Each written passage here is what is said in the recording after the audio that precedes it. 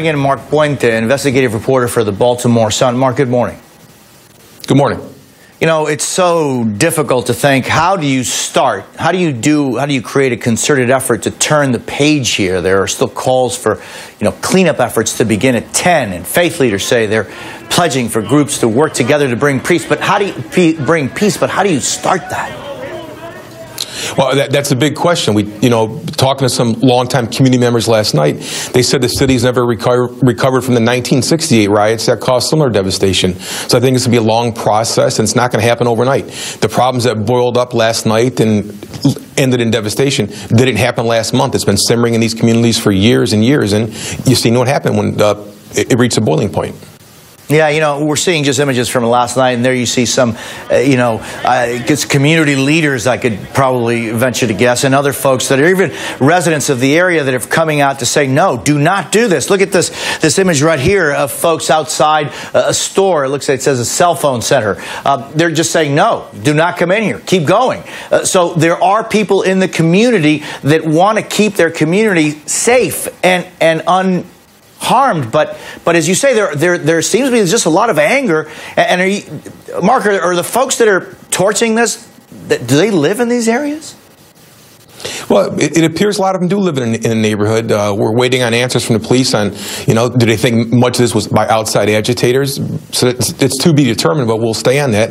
I think today there's going to be some tough questions of the mayor and of the police commissioner on how the nation's 8th largest police force can be outflanked and outmaneuvered, as the commissioner said, by a bunch of rioters and looters.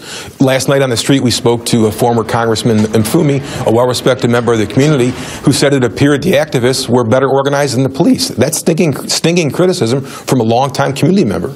Yeah, and it seems like, and we were seeing some of the images of looting outside a mall, for example. It seems as though cars were arriving almost in tandem, almost at the same time, because they must have been told that there was no police presence at a specific part of town. So social media clearly played a part, and yet it doesn't seem as though authorities were paying attention to that. Well, they were on social media. They were active too, but like the former congressman said, he thought that the activists and other people were better organized than the police. Yeah, and what are you expecting today? Where do we go from here? Well, they've already started a cleanup. The NAACP national office is opening up a satellite office in the Sandtown-Winchester neighborhood to provide resources. As the governor said, they're going to try to keep calm. But the big question is, what happens tonight when the sun sets, and does this continue? You have kids out of school today. What are they doing today? Yeah, and Mark, you were talking about there's a lot of pent-up frustration for a long period of time now in Baltimore. Frustration over what, Mark?